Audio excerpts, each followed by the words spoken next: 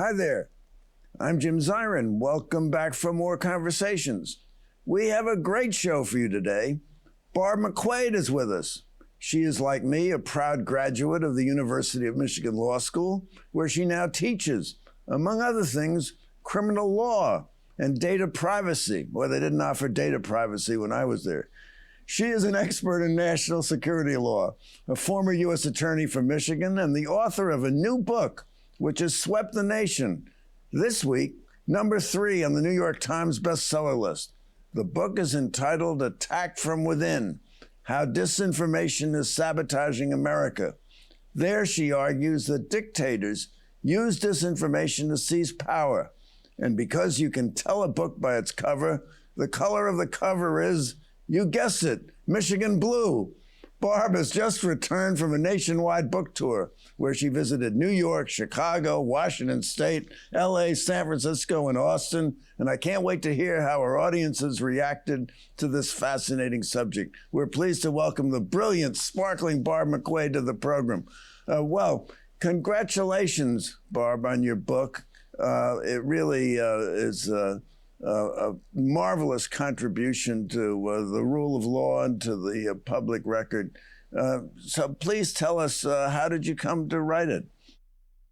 Well, thank you so much, Jim. And as I must always say to a fellow Michigan Wolverine, go blue, let with you. And thank you for that kind introduction.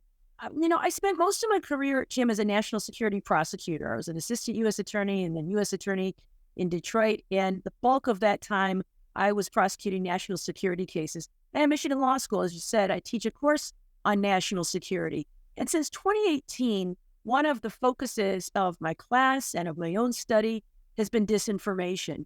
And I first started down this path based on disinformation coming from external sources, hostile foreign actors. I assigned to my students the Mueller report about his investigation into Russian influence in the 2016 election. I think many people think of the Mueller report as being all about Donald Trump, but I see it as all about Russia. And I was intrigued about the way that Russia was trying to influence our elections through social media. And in the years since 2018, I have seen this threat evolve from one coming from outside the United States to one coming from inside the United States, hence the name Attack from Within. So I think the same tactics that we have seen people use throughout history against us and being used against us by foreign actors, and now being used by people within the United States. And so that is why I wrote this book. I want people to see what I'm seeing. I want people to be able to identify these tactics of disinformation, because I believe that if we can identify it and name it, we can defeat it. Now, you use the term in the book, and you've used it here, disinformation and misinformation. So what is the difference between disinformation and misinformation? Well, I suppose some people use the terms interchangeably, and maybe some people define them that way, but I try to separate them out in the book because I want to explain two different things that I think are going on. So disinformation, I define it as the deliberate use of lies or misleading language, misleading claims to deliberately deceive people. Misinformation is sort of its unwitting cousin. So sometimes people hear disinformation, believe it to be true, and pass it on, and thereby have an exponential reach for the disinformation. I'll give you an example, a time when I myself was a propagator of misinformation in an effort, a good faith effort, but misguided, certainly. I read online that Patrick Mahomes, the NFL superstar, had said that he refused to take another snap for the Kansas City Chiefs until they changed their name to something that was inoffensive to Native Americans. And I believe that to be true. I thought, wow, amazing. Putting his money where his mouth is. This guy makes millions of dollars a year, and he's going to sit out until the team changes its name. So I retweeted that right away. I was all excited about that. And later in the day, I asked my husband and son, did you guys see that story about Patrick Mahomes? And they said, no, what story? What are you talking about? And they said, and I described it a little bit. And they said, no, I haven't heard that at all. So it caused me to rethink it. They said, are you sure that's true? Because it sounds a little fake. And they said, well, it must be true because I read it on Twitter. And that made me think, I wonder if it is true. So I went back at the original tweet that I had seen and retweeted and saw that it had come from ESPN, legitimate sports news outlet. But that when I looked a little closer, I saw the name of the account was Sprots Center, SPROTS Center, not ESPN Sports Center, which is in fact a legitimate outlet. And so I realized I'd been duped. I had falsely spread this false claim. And it's a good example of how our buttons get pushed. We see something that's a little bit provocative, a little bit controversial. We get excited. We send it on without really thinking about it, but without looking for a second source to ensure it's true. And so in many ways, we allow ourselves to be manipulated. Now, this maybe wasn't the most significant story of the day or the year, but if we can do it with something like that, imagine what we're doing with other claims that relate to really hot button issues. So a good lawyer has to read the fine print and read it very carefully. Exactly, which I failed to do because I got so excited about the content. Okay, so let's take another example. Nikki Haley during the primary said she thought the Civil War was caused by a dispute over the control of the government, and she forgot about slavery. Is that misinformation or disinformation? Well, I don't know what she was intending there, but I would, and I don't know how good her education is. But I would submit that that was an effort to really dodge the question and to please people perhaps who live in the South who like to think of it that way, because people don't like to think that they are on the side of evil. Over the passage of time, I think most of us have come to see slavery as something that was evil. And so rather than say that the war was over slavery, I think that we've revised history to some extent in the South among some people to say that it was about a war about states' rights. Well, what is it the states wanted to do? The states wanted slavery. So I think it is disingenuous, and I would consider it to be disinformation. It's one of those things that perhaps is not an outright lie, but it's most certainly misleading to suggest that that was the driving cause of the Civil War. She later walked that back and admitted that it was slavery. She even went on Saturday Night Live to walk it back. But it's a really interesting idea of how people, I think, cater to their audience, and in an effort to say things that they believe will please their constituencies, are willing to say things that are either not true or misleading or have a serious political spin to them. Now, tell us about some of the tactics used by those that would spread disinformation. Yeah, so there are a number of them that I describe in the book, and let me describe just a few of them for you here. One is something that debaters, Jim, and maybe you learned this when you were a lawyer, refer to as the either-or fallacy. Well, I'm still a lawyer, but... sorry, when you were studying law, I just don't practice. When you were studying law, the either-or fallacy, and that is this idea that there are only two sides to every issue. I am going to reduce this debate, this issue, to two sides, and one is so awful, so despicable, so completely untenable that you will have no choice but to choose my side. And so in this way, I will demonize others. I will suggest that the other side, it will be the destruction of the country. I will suggest that the other side is everything that's wrong with America. And so in this way, we lose all sense of compromise, all sense of nuance. We demand political purity, and we push people to align themselves with Team Red or Team Blue, and there is not allowed to be anything in between. When I was in college, I can remember that it was not uncommon for me and friends to hold varying views on issues like abortion, gun rights, immigration, affirmative action, tax policy. I might be more conservative on some issues, more progressive on other issues, and staunchly so on some issues. But I had views all across the board. And now, instead of thinking through each of those issues independently, we are expected to line our views with Team Red or Team Blue. So that's the either-or fallacy, and I think that's a tactic that we see. An example of that for immigration might be open borders or put them all in cages. Yeah, exactly right. Yep. And so put the animals in cages. Okay, so what's another tactic? Exactly. So another tactic is something called the whole part fallacy. And that is, there may be a part of my opponent that has views that are extreme and unpopular. And then to conflate and suggest that everybody who is part of that party is advancing that view. So, For example, defunding the police is one that we've heard people say in 2020. And we heard Donald Trump say, Joe Biden and the radical leftists want to defund the police.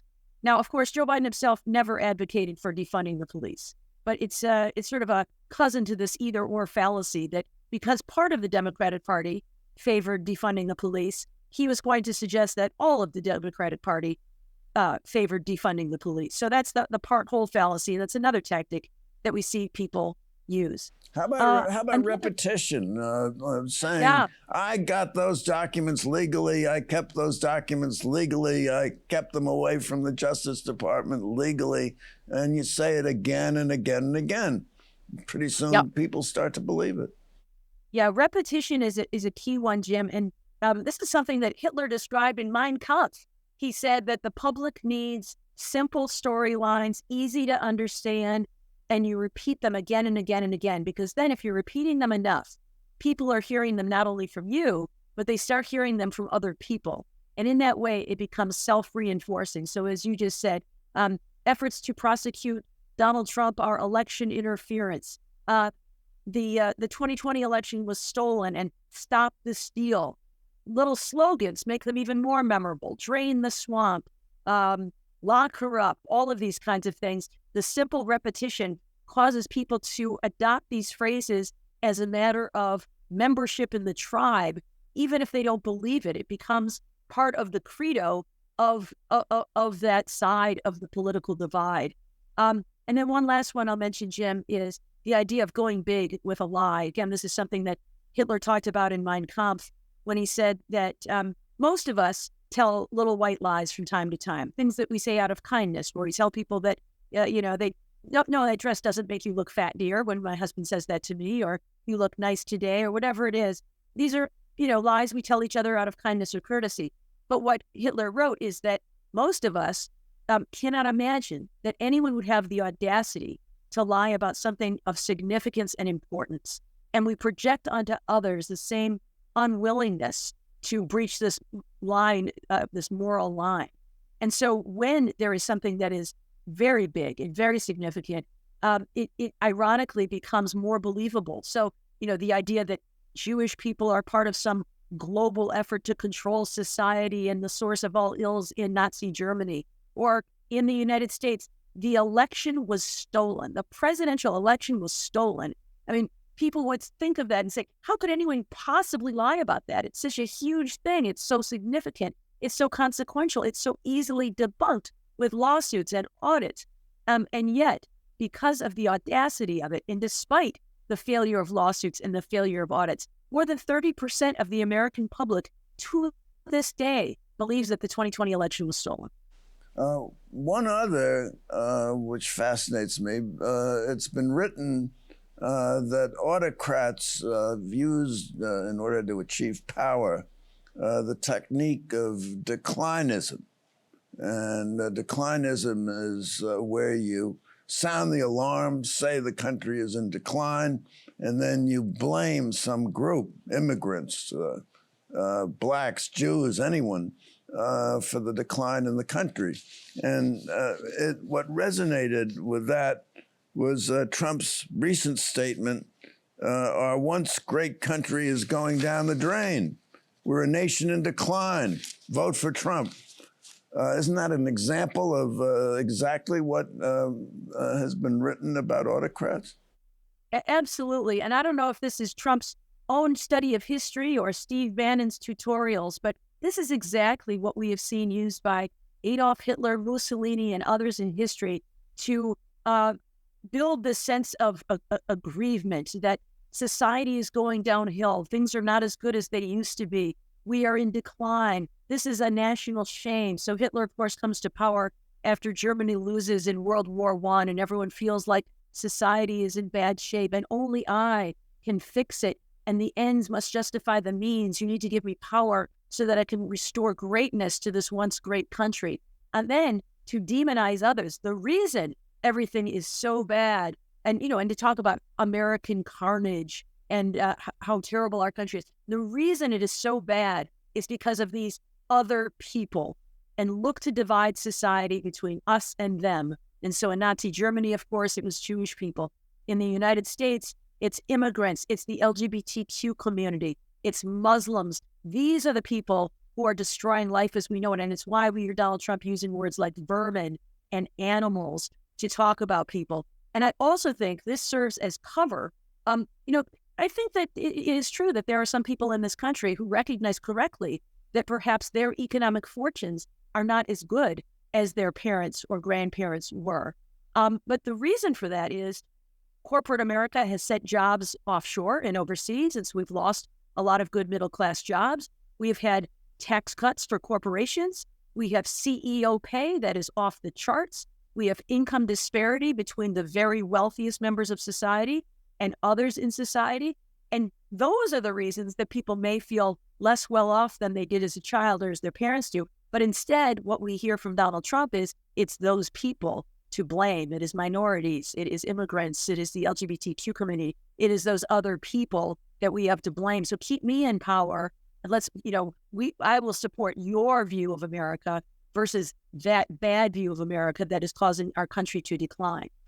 Now, you started life before you were a lawyer as a journalist, either on the Michigan Daily, a newspaper, where in upstate New York. I was in Rochester, New York. Rochester, New York. Well, for me, that's upstate. And yeah.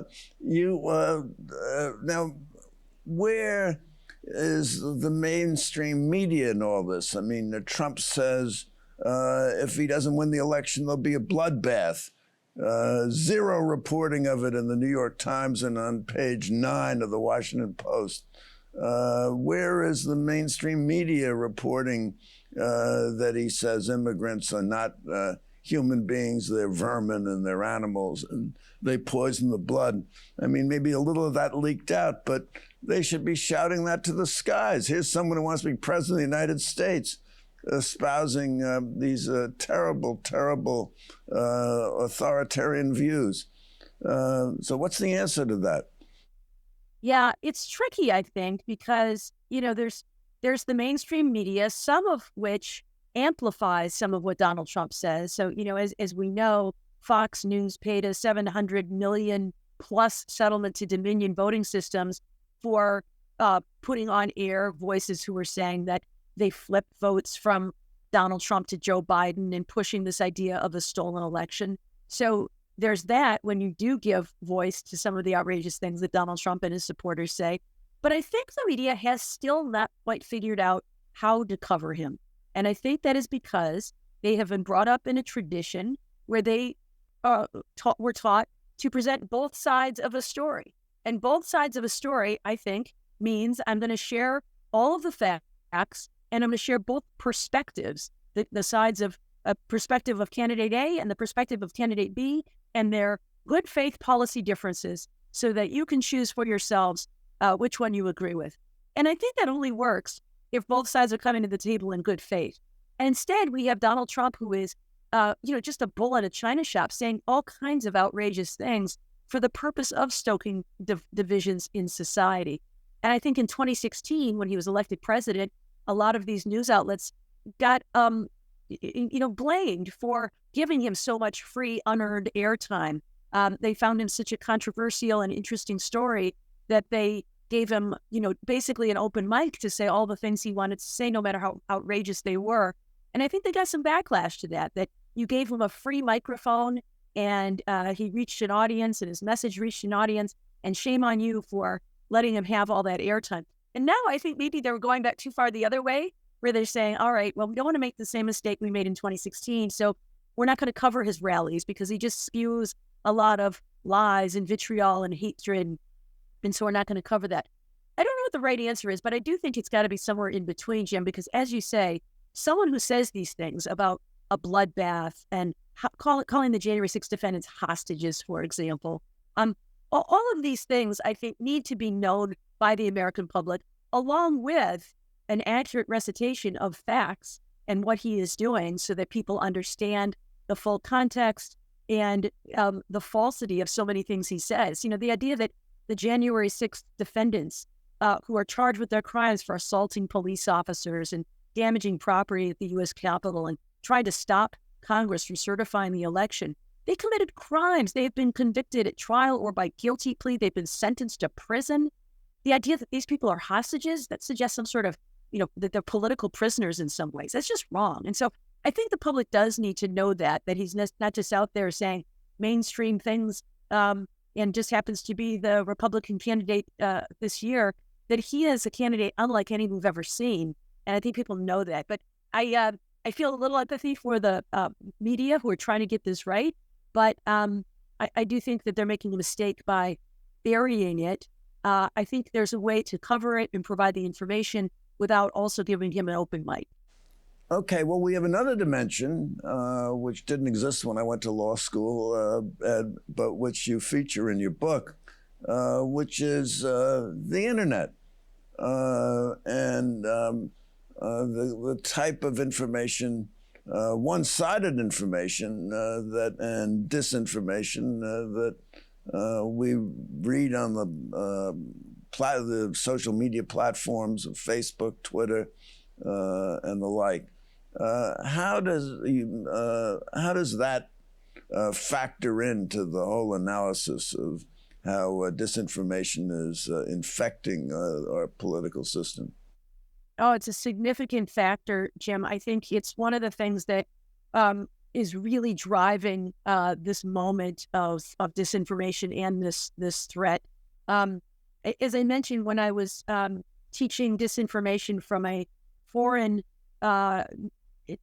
adversarial perspective, I was looking at social media, and this is certainly something that has now infiltrated our own communications within the United States. But in the Mueller report, which I mentioned, one of the things that he reported is the way Russian operatives were able to use social media to influence voters in the 2016 election. And he looked at how many accounts had been created by Russian users with false personas, and how many dollars had been spent on advertising and how many impressions were made. And they were, huge numbers. But just to give you some examples of the accounts that were set up many, many months in advance of the election, they had names like Blacktivist or United Muslims of America or Heart of Texas or Tennessee GOP. So they were all across the political divide.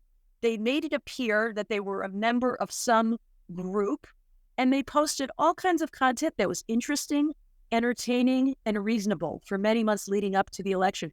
And they cultivated lots and lots of followers. So by the time the election rolls around, they have hundreds of thousands of followers for these accounts, and they start saying things that are incredibly divisive or designed to suppress voter turnout. For example, Blacktivist, who has been cultivating followers now for many months, starts saying shortly before the election, Hillary Clinton has ignored our community. We should send her a message that we should not be taken for granted and stay home from the polls. That will teach her a lesson. So you never know how many followers of the Blacktivist account, who they believe to be a Black political activist, actually heeded that advice and stayed home. But if it was even a few in swing states, in what made for a very slim margin of victory, you can imagine that those kinds of accounts could have had an impact on the outcome. And it wasn't just that one. There were hundreds of these accounts reaching various different groups. And so now I think one thing we see is we've got, in the United States, we've got actors who are engaging in the same kind of activity and have learned to use bots, these artificial intelligence fake accounts, to indicate likes and shares and to amplify these messages so that they're seen not just by direct users, by scores more through this amplification process. Yeah, well, Barb, we're running out of time, but I wanted you to just mention briefly the elephant in the room. How do we regulate disinformation consistently with First Amendment values? Free speech. Yeah, it's not easy, as these couple of cases recently before the Supreme Court demonstrate. There's some tricky issues here, but I think the place to start is by looking not at content, but at processes, because processes are not speech. So I have a question for you, Barb McQuade. This has just been fabulous. And the question is, how do we overcome disinformation in connection with the November election? Well, it's coming fast, so I don't know that there's time to enact a lot of legislation. I would say a couple things that we can do. All of us have the ability to improve our own media literacy by being skeptical about what we read. Read the story, not just the headline. Look for second sources of information. But I think one thing we can do to build resilience against disinformation, specifically about the election, is find out now where there are reliable sources of information. Perhaps your Secretary of State's website. The League of Women Voters is another one that puts out accurate voting information, and share those resources with your friends and family so that they know where to go, because you can bet there will be efforts to disinform us and confuse us about election rules. And so if we know where those reliable resources are, we know where to check to find accurate information. In short, critical thinking. Barb McQuade, thank you so much for coming by. Thank you for coming by. Tune in next week for more conversations. I'm Jim Zirin. Take care, be well, and all the best.